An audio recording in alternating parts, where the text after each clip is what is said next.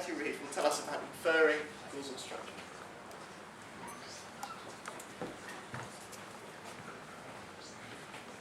Well, I think for those of you who are having a very long day, I will jump straight to the punchline.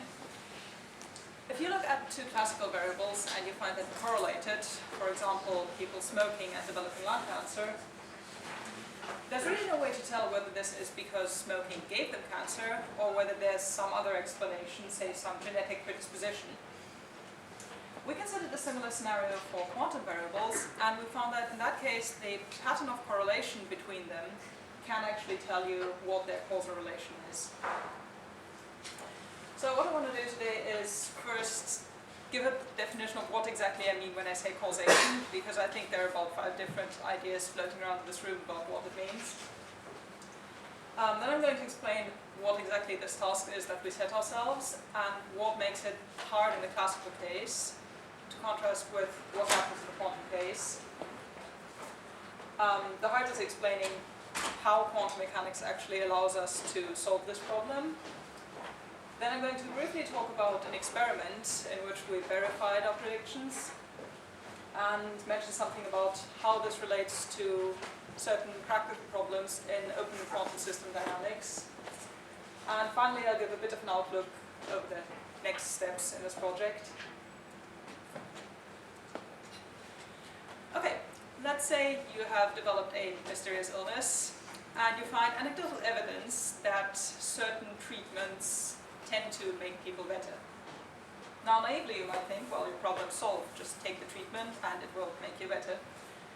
But of course it could also be that, say for some reason, men are more likely to seek this treatment, but they're also more likely to get better spontaneously. There's no actual causal influence. There are 2 morals to the story. The first is, when we're asking about correlations, we're asking the wrong question really.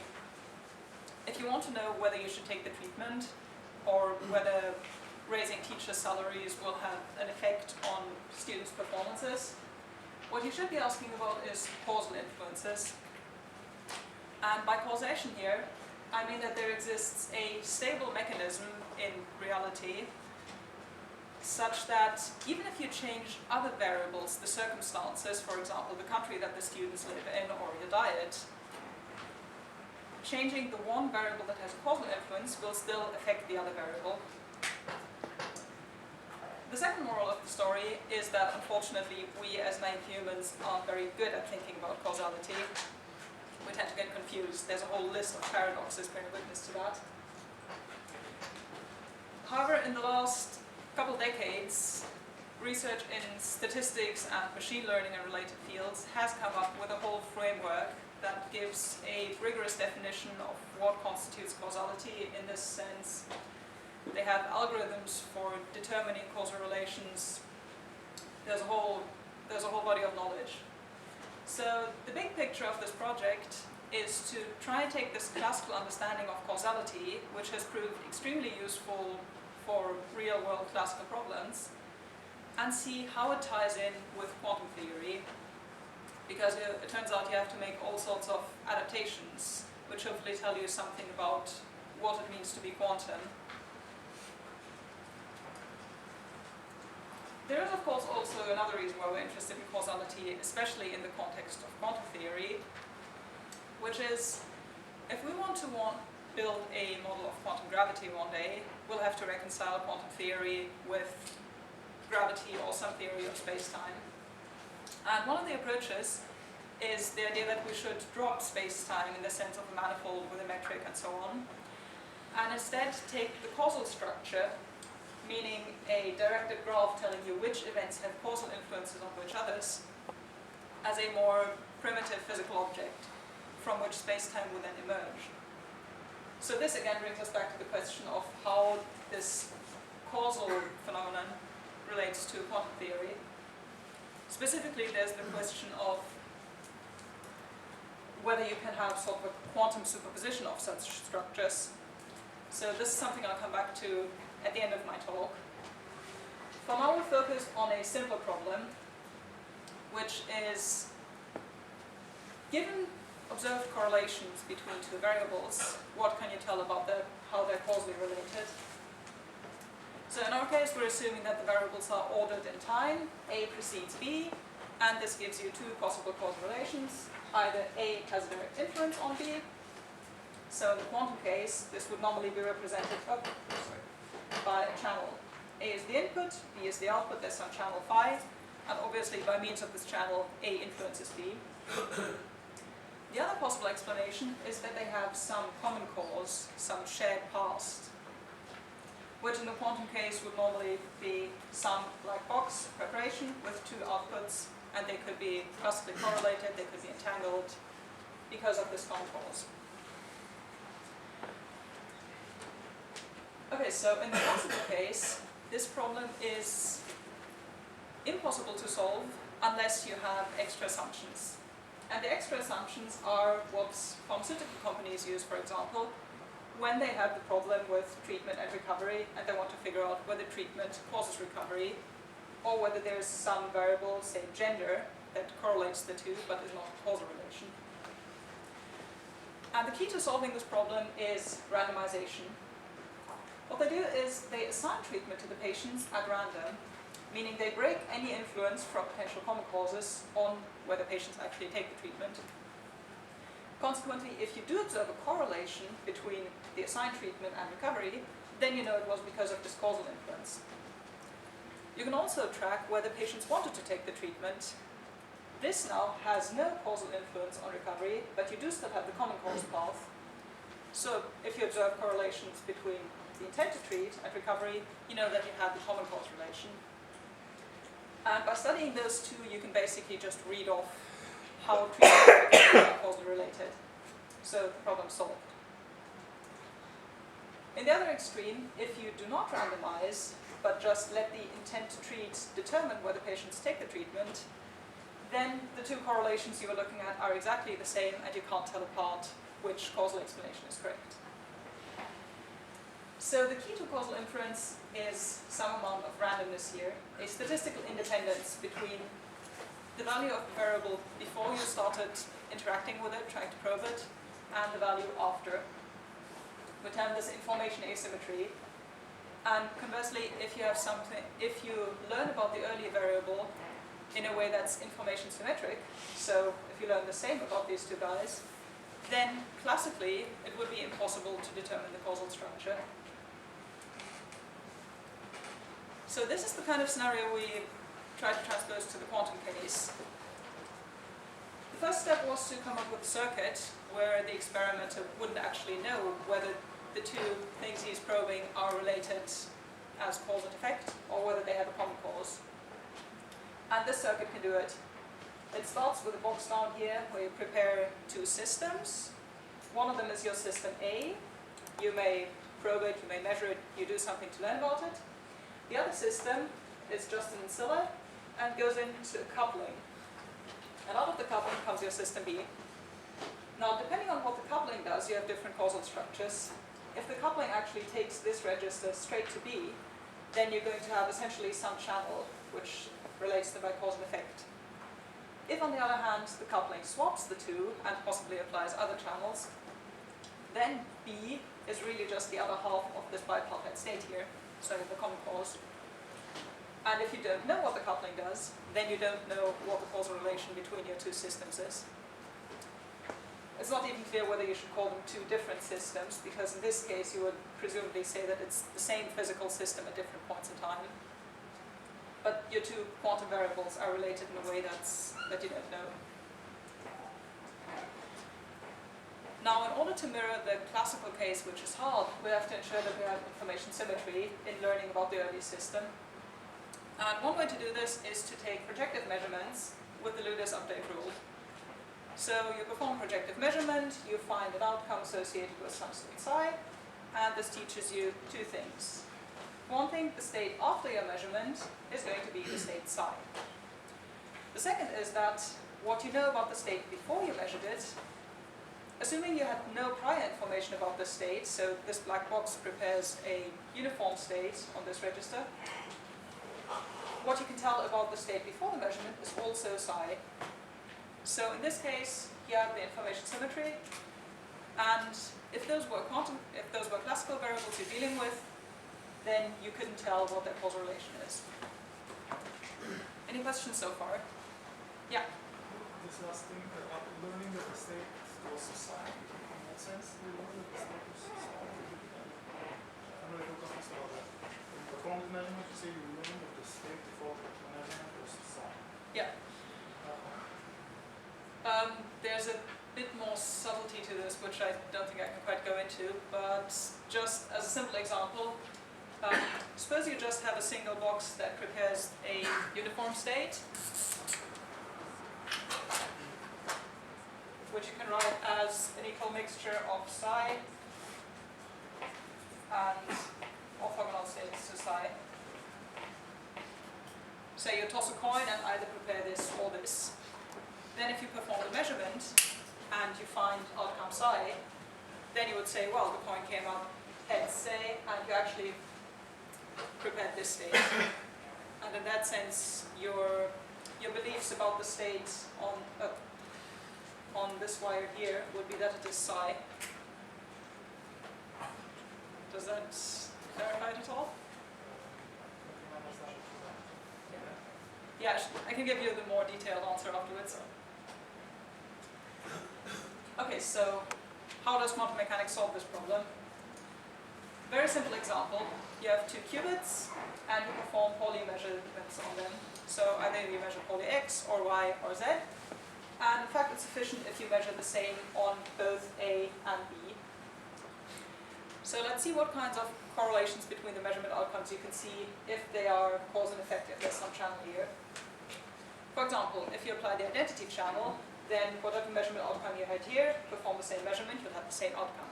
So they're perfectly correlated. Correlate is +1 for any measurement. If you perform some rotation here, for example, the Pauli X operator, you'll find anti-correlations for the Y and Z measurements, but correlations for the X measurement, and similarly for other Pauli rotations. So the general theme here is that they all multiply out to +1. If you're familiar with the Bloch sphere representation of quantum channels, all the unitaries you could apply here apply proper rotations of the Bloch sphere.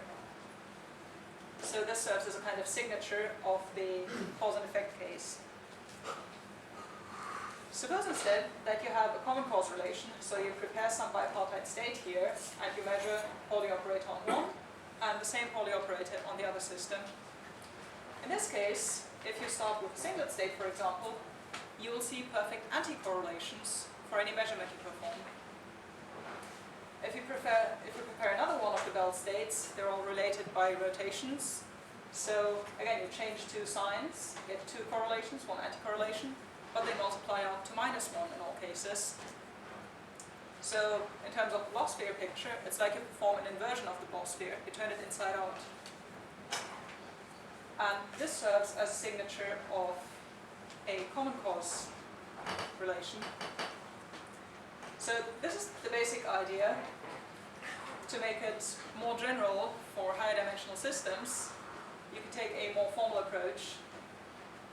This is based on the Choi-Jamalkowski isomorphism, which relates channels to states.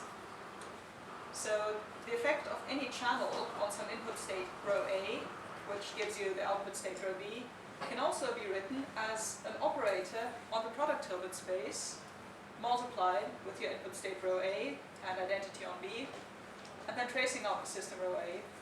So this chi here and the map encode the same information.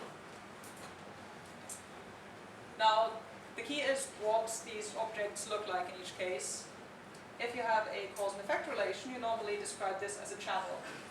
And in order to not give rise to negative probabilities, the channel has to be completely positive.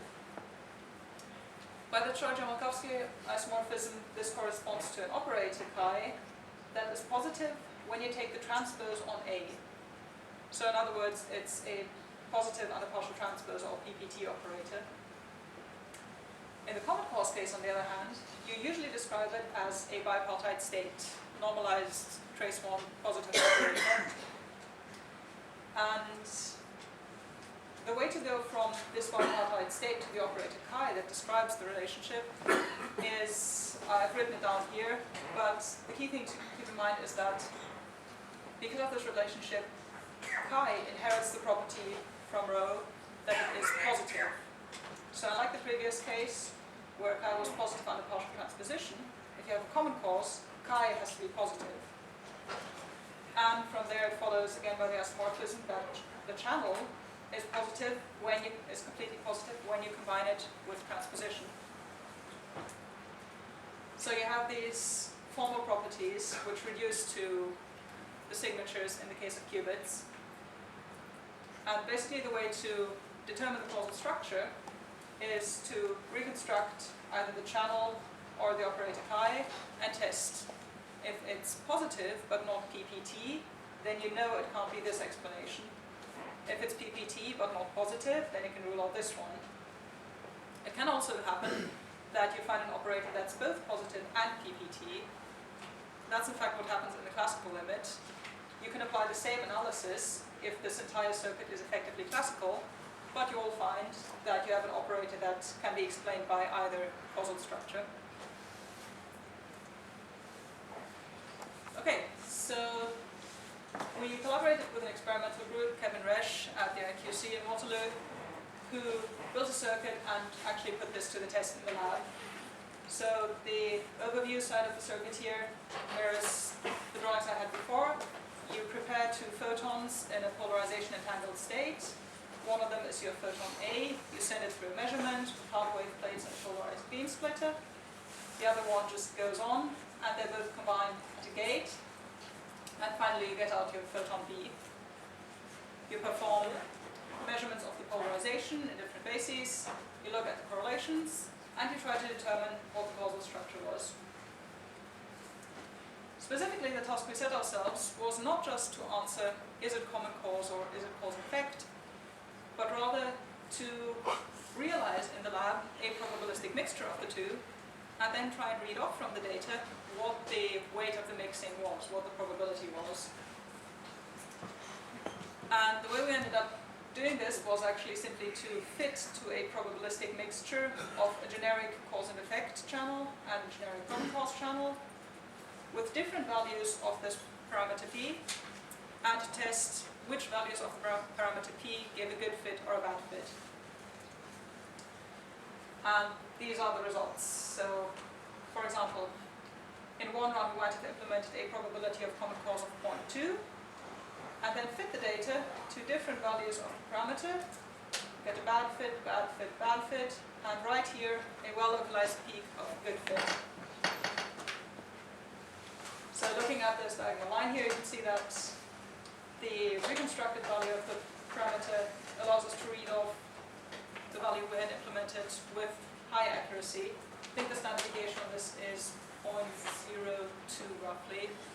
So we come very close to being able to read off what the causal structure was at the end.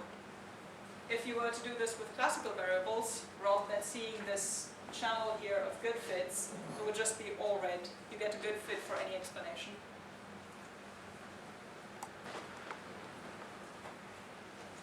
Right, finally I wanted to say a few words about how this relates to a problem in the dynamics of open quantum systems. So taking a step back, this is a diagram of the evolution of an open quantum system, or any open system. At time proceeds upwards. At different times you have the state of the system, S1, S2, S3. And it interacts with an environment which also has states E1, E2, E3. So the state of the system at the first time influences the subsequent states, also influences the environment can affect the system again at later times, and so on. Specifically what we're interested in is this effect here. If the state of the system at initial time sends information to the environment, and then this information comes back to affect the system at the later time. This can cause funny effects because the state of the system at this time 3 is not determined only by the state of the system at time 2, but also at earlier states. This is variously known as memory effects, non-Markovianity, environmental backaction, and generally it tends to cause strange phenomena. For example, it could be that you start off with a pure state, it decoheres, you lose information to the environment, you have some mixed state here, but then, mysterious mysteriously it recoheres. And it's particularly important to get a handle on these kinds of phenomena, because if you're building a quantum computer, ideally you want to isolate it from the environment. So you want to be able to detect whether this kind of phenomenon is happening. You want to be able to possibly quantify it, or even determine how exactly this interaction takes place. Yeah, okay. And it turned out that this problem maps exactly to the phenomenon we've been studying. So if you wanted to study this problem, you would look at the state of the system at different times. So you might perform a measurement here at time 2, and another measurement here at time 3, and see how they're related. So everything else that's going on, in particular what's happening with the environment, is a black box for all intents and purposes. So you can write this as some preparation of the system and the environment together. Part of it determines the state of the system that you can see, but another part of it goes on and couples back to the system at a later time. And the question we're asking of whether the early state simply influences the late state by some channel, or whether you have a common causal relation here, maps exactly to the question of whether you have the environment acting back on your system, or whether it's just the evolution of the system in isolation. So hopefully, with the tools that we've developed to look at the correlations and determine what the causal structure was, you might also be able to address these kind of questions in trying to deal with an open quantum system. Cool. And finally, the next steps are trying to use the same framework to tackle superpositions of different causal relations. So what we've done so far in this circuit, if you have one coupling, you get a purely causal effect relation. If you have a different kind of coupling, you get a common causal relation. But what if you have a coupling that does both? So a unitary, without any noise, without any decoherence, something very much quantum, that is in part the identity operator, so realizes a causal effect relation, and in part a swap operator, which realizes a common causal relation. In some sense, you're coherently combining these two possibilities. So this is a work in progress, but what we're trying to do is to first give meaning to what it means to have a coherent superposition. What kinds of properties, what kinds of phenomena tell us that there's something non-classical happening here. And also at the same time develop a framework for capturing these kinds of phenomena and describing hopefully even more general scenarios where you could have a causal structure that's really in a superposition of different configurations. And with that, I'll close. Thank you very much.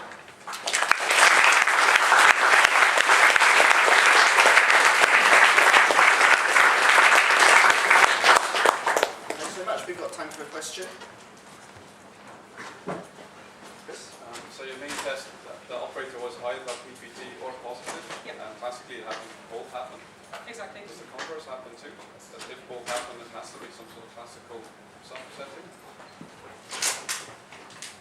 So you're saying, So if I give you an operator that's both PPT and positive, can you do anything useful?